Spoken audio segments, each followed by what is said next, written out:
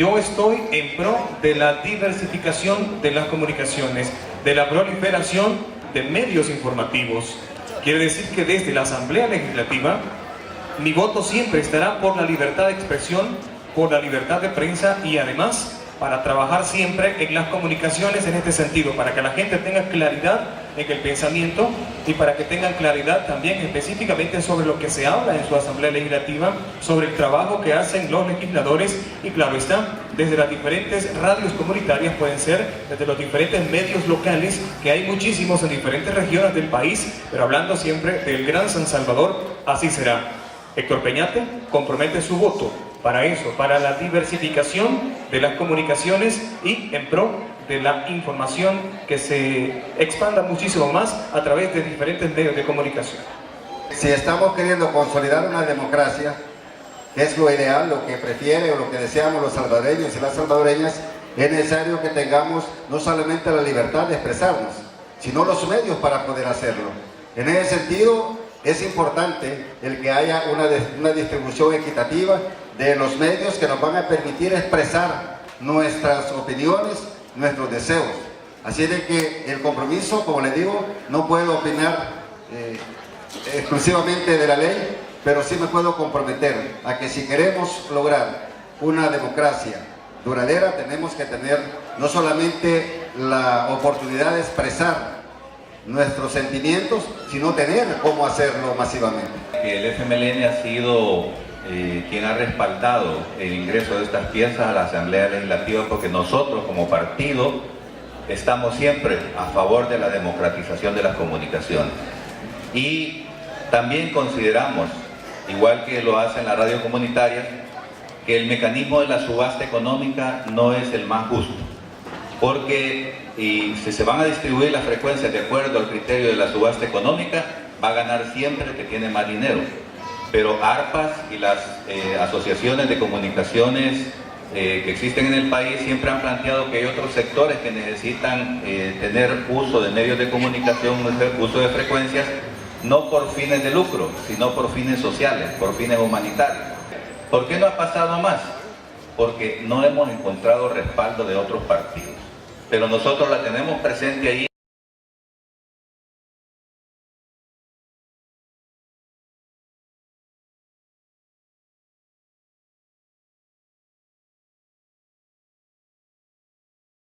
Sabemos que no funcionó jamás el super mano dura ni el mano dura. Solo fue a hacer redadas, a hacer capturas, así a grandes cantidades y al final de cuentas, por mala investigación muchas veces de la Fiscalía, se caían los casos. Entonces, en ese sentido, estoy por dar los votos para en algún momento que se incremente el presupuesto también de la Fiscalía General de la República y se profesionalice a cada uno de los fiscales. En ese sentido, que exista una investigación certera y que lleguemos al final de cuentas a la captura y también al proceso judicial, que no se vaya a caer en los primeros 3 días. Capturen a uno, a los 3 días están fuera. Entonces, la prevención es importante. Como partido se tiene la propuesta entre dos propuestas que pueden ser muchos, ya analizando todo, en aumentar el presupuesto para la seguridad, pero también hacer cambios a la ley del sistema penitenciario para convertir los centros penales en granjas en donde se pueda preparar o se pueda educar a los privados de libertad para que puedan ser productivos, ¿verdad? O sea, se tiene que reformar leyes, buscar recursos, pero se habla de aumentar el presupuesto en lo que es seguridad. Enfrentar el tema de la violencia en el país es un tema bastante complejo, que tiene 2 aspectos principales. Uno es el hacer uso de la ley y toda la fuerza que tiene el Estado para reprimir el crimen, la delincuencia, pero la otra parte es todo el esfuerzo de inversión social que tiene que hacer el Estado, que es el tema que en el pasado estuvo muy abandonado y por eso nuestro país tenía una tremenda pobreza, que es y sigue siendo el reto más importante de todos los partidos políticos y todos los que aspiran a gobernar este país. ¿Cómo superar esa pobreza que genera condiciones también que empujan a muchas personas a actuar contra la ley? Por supuesto, hay personas que no son pobres, que también violan la ley y que a veces son los que más promueven la violación a leyes del país y violencia. Pero nosotros queremos también señalar la gran responsabilidad que tiene la Fiscalía General de la República en este tema, porque muchas veces hay casos que se caen porque la Fiscalía no hace bien su trabajo.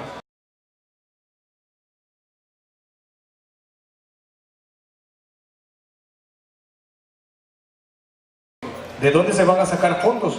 Pues bueno, como digo, existe disciplina fiscal que debe ser aplicada. Y al final de cuentas son nuestros padres, nuestros señores mayores, los que ya trabajaron por nosotros, los que estarían siendo afectados si se quiere en algún momento incrementar la edad. Eso no es posible. Desde ya puedo asegurar que eso no va a acontecer. Dinero, es bien complicada la situación porque es un aspecto bastante estructural el que hay que tocar. Pero en este sentido yo estoy en toda la disponibilidad de estudiar incluso mucho más este tema y al final de cuentas dar la mejor solución, pero que quede claro, específico, no incremento de la edad y tampoco incremento a la cantidad de años en este sentido. Es justo para alguien que dio su vida al servicio de empresas o de instituciones pagarle de esa manera. Es muy importante la política fiscal que se tiene que adecuar para que el Estado pueda ser austero, pueda ser efectivo y, como decía Héctor, se tiene que legislar para que los fondos de nosotros no sean utilizados con menor interés que el que pagan las demás instituciones. O sea, yo creo que eso no puede ser, es injusto, ¿verdad? Y hasta inconstitucional, porque es algo que es privado, no es del Estado ni siquiera. Si una persona gana el salario mínimo, está ahorrando cada mes alrededor de $20-25 para su jubilación. En un año, esto son como $300. En 10 años son $3.000. En 30 años son $9.000. Si le dan a partir de su jubilación $300, que es lo que recibía el salario antes, esto le va a alcanzar para 3 años. El problema de fondo en nuestro país son los malos salarios. No pueden haber buenas jubilaciones con malos salarios. Por eso es que el FMLN siempre ha planteado que debe cambiarse el salario mínimo de este país.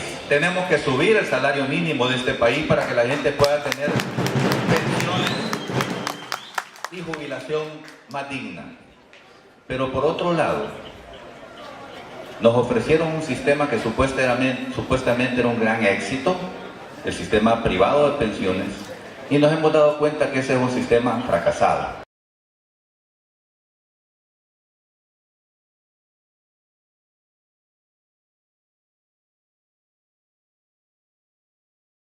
La ley de acceso a la información pública debe ser aplicada siempre. El problema es que queda a discrecionalidad muchas veces de los titulares de las entidades, de las carteras de Estado, el dar información certera, el dar información que se necesita. Se dice, hemos entregado el 98% de la información, pero 2%, una cantidad muy mínima, ha quedado siempre allí pendiente porque es secreto de Estado. Entonces, todas estas cosas se pueden ir cambiando a través también de algunas reformas.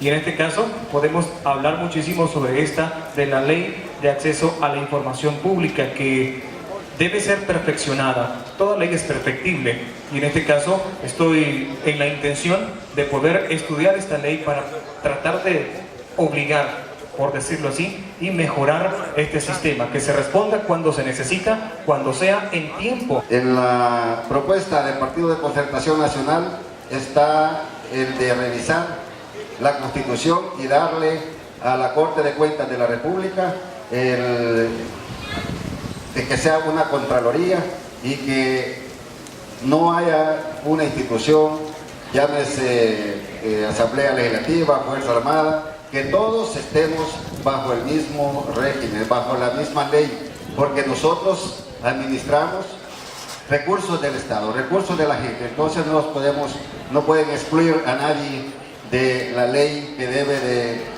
fiscalizar de qué manera se utilizan o se invierten esos recursos. Fue hasta el año 2010, cuando el FMLN fue gobierno, y procuró condiciones para que se aprobara una ley de acceso a la información pública. Hasta entonces se aprobó esa ley a la que han hecho referencia mis compañeros. Antes no existía ninguna herramienta que le permitiera al ciudadano común y corriente accesar información, ni siquiera a los periodistas. Fue hasta que llegó el gobierno del FMLN y hubo un acuerdo en la Asamblea para que se aprobara eso, porque obviamente al partido que había perdido las elecciones le interesaba hoy tener un instrumento para tratar de saber qué es lo que estaba pasando. Pero el otro síntoma importante de que hemos avanzado en el tema del combate a la corrupción es que hasta hoy tenemos a un caso de un presidente complicado, implicado en casos de corrupción, Paco Flores, que está en la cárcel, o que está en su casa, pero está detenido como prisionero, como criminal, como corrupto. Estas son cosas importantes porque miren, nosotros podemos tener las mejores leyes, pero si no tenemos a un pez gordo de los que ha robado en el país en la cárcel, la gente va a decir, de nada sirve tener leyes, también hay que aplicarlas, y este es uno de los primeros casos de otros que también ustedes ya conocen.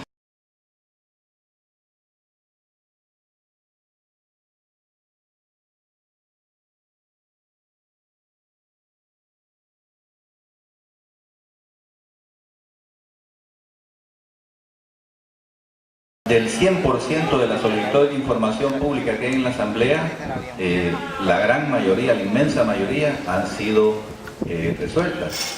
Y yo creo que la compañera Andrea tal vez se refiere a una solicitud que se hizo de información acerca de los diputados y los asesores, que en ese caso, en la directiva de la Asamblea, hubo un problema porque algunos plantearon que un periodista de un medio de comunicación estaba pidiendo nombre, dirección, salario de los asesores especialmente, y muchos de ellos vivían en zonas donde se sintieron en riesgo de que si se sabía que trabajaban en la Asamblea, que ganaban tanto y todo eso, eso podía implicar un problema de seguridad para ellos, y ellos pidieron, por favor, eso es parte, además de otro derecho que se llama habeas data, que son el derecho a resguardar los datos públicos, los datos privados de cada persona. Entonces, en ese aspecto, la directiva tomó la decisión de no entregar esa información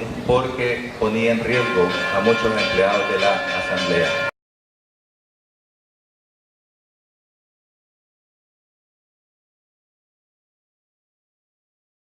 Y bueno, lo importante es que estén incluidos también en los programas de las municipalidades. Vamos a lograr desde la Asamblea Legislativa tratar de convencer a los municipios que no necesariamente sean del partido político al que represento, sino que se pueden hacer gestiones. Para eso está un diputado, para gestionar, para lograr algunos alcances que la población no tiene. Entonces, en ese sentido, vamos a buscar un fondo especial para esta gente, específicamente porque muchos son olvidados. Necesariamente hasta esta última elección hubo un centro de votación definido para ellos en la zona de Sonsonate. Entonces, como eso, hay otras regiones del país donde se puede ir tomándolos mucho más en cuenta y dignificarlos específicamente, no verlos como especímenes extraños o raros.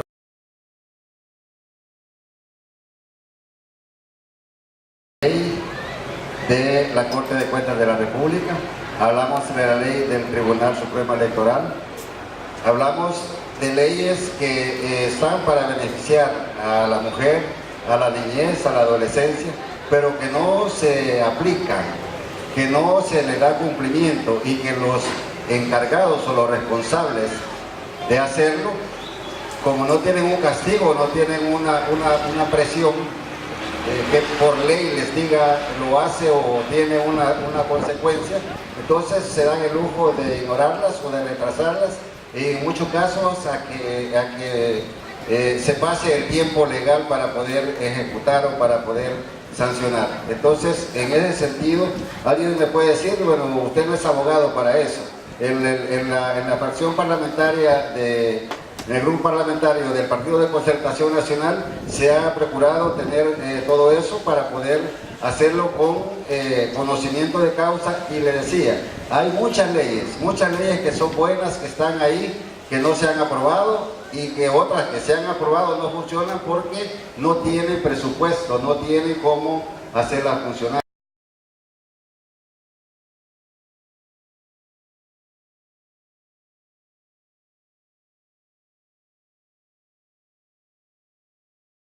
Un partido que trabaja también y analiza las cosas. Ahora, específicamente, de ahí la importancia de que se elija personas que conozcan la realidad del país.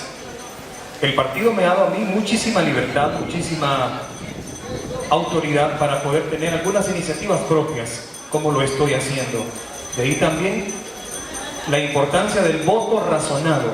Ese será el mío dentro de la Asamblea Legislativa.